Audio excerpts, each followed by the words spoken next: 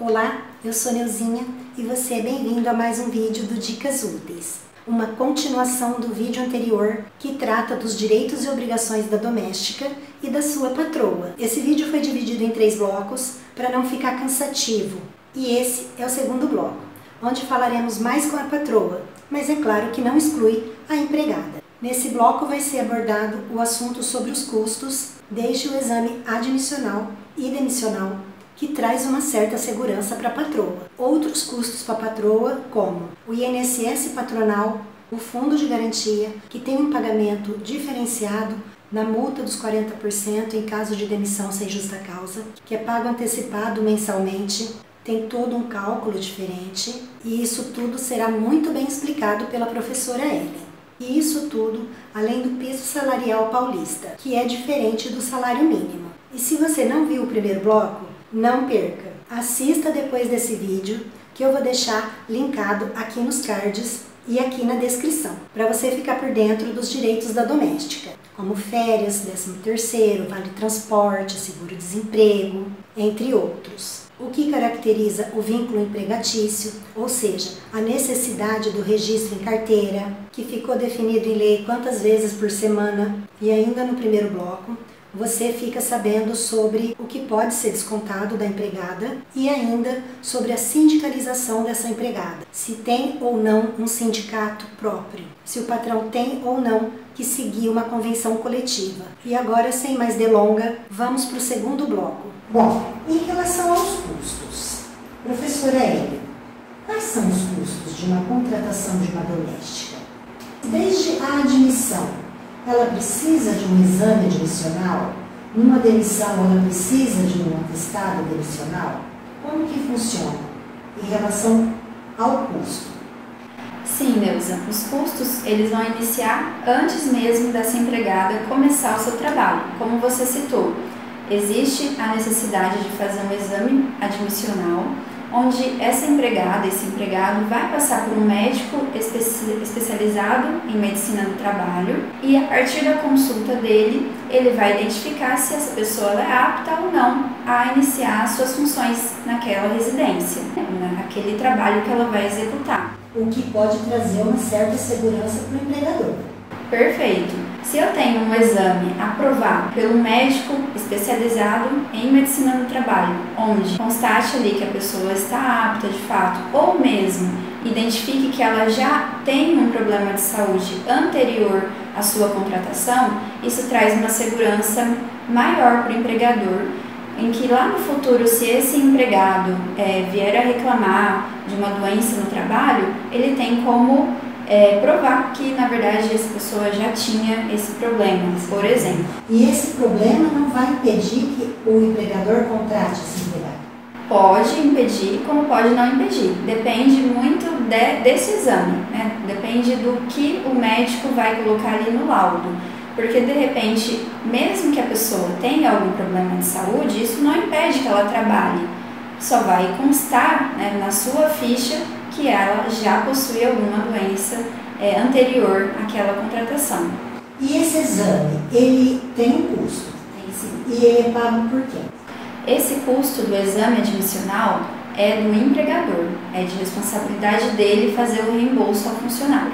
E o demissional, a mesma coisa? A mesma coisa. Quando o funcionário vai se desligar ali da residência, ele precisa passar pelo exame demissional, que também tem essa finalidade. Se ele teve ali uma doença contraída no período do seu trabalho ou não. E mais algum custo?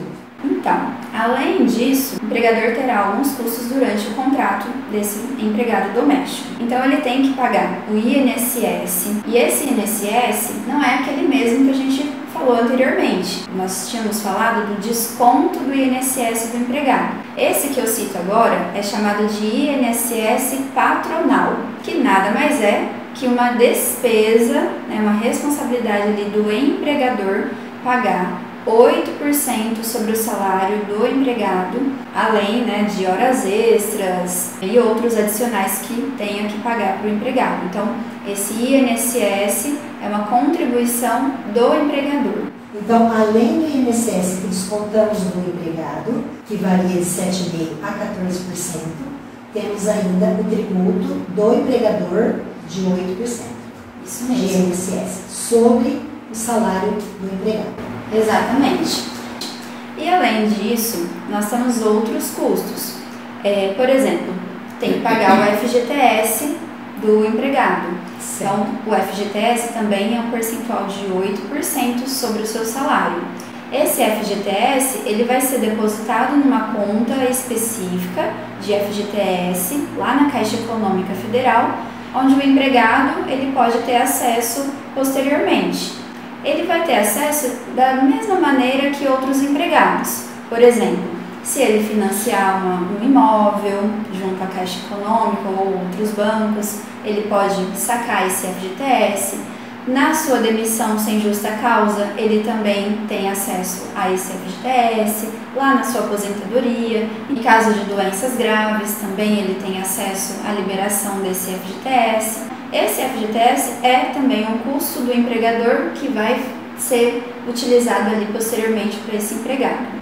Além do FGTS, Neuza, tem outro custo que as empresas não têm. Aliás, elas têm, só que elas pagam de uma maneira diferente do empregador doméstico, que é a multa dos 40% do FGTS. Então, todo empregado, quando ele é demitido sem justa causa, ele tem direito, além da liberação do seu FGTS, a um acréscimo ali na sua conta de fundo de garantia, que é 40% daquilo que já foi depositado até a data da sua demissão. No caso do empregador doméstico, ele vai pagar essa multa dos 40% mensalmente. Então, além do FGTS que ele paga 8% sobre o salário do empregado doméstico, o empregador também tem que pagar 40% do FGTS mensalmente. Então, diferente das empresas que pagam essa multa dos 40% só no final, né, só no momento da demissão,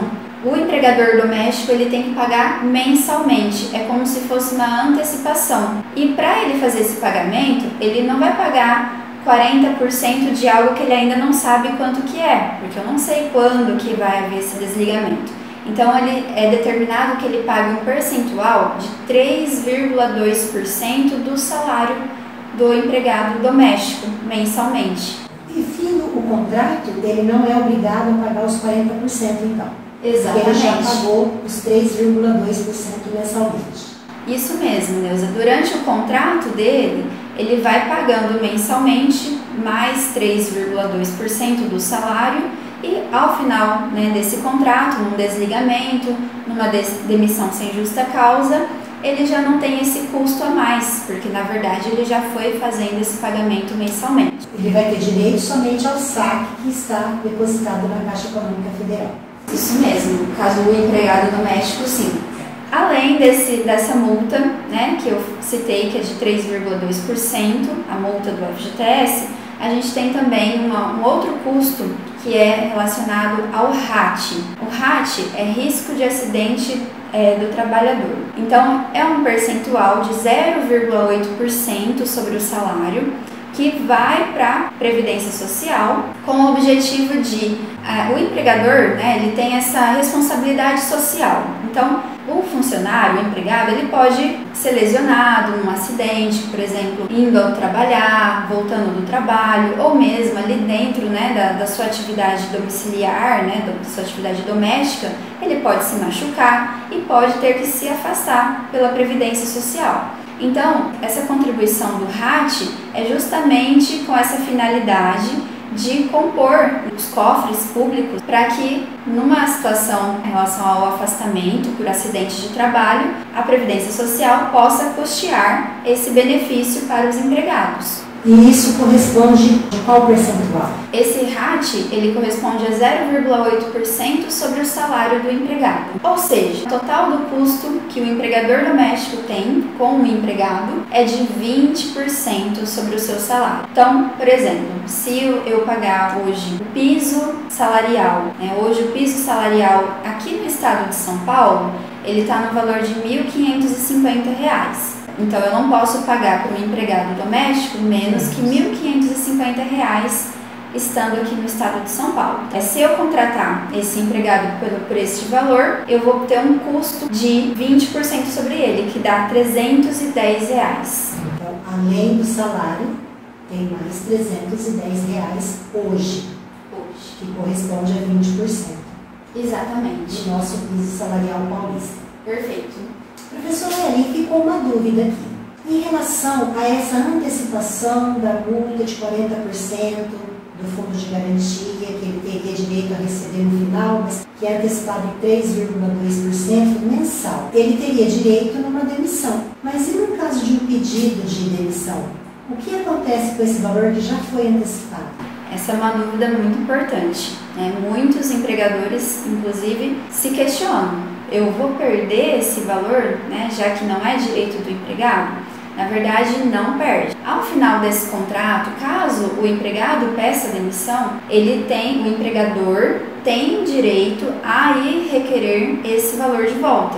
Então, é feita uma solicitação junto à Caixa Econômica, que é onde vai estar depositado esses valores, e ele solicita apresentando a rescisão contratual do empregado, onde consta ali que foi um pedido de demissão e não uma demissão sem justa causa, e aí esse valor ele volta para a conta do empregador. Então, apesar dele ter que antecipar mensalmente, ele não vai perder caso, né, esse empregado peça demissão. Ele pode, ao final, requerer de volta esses valores.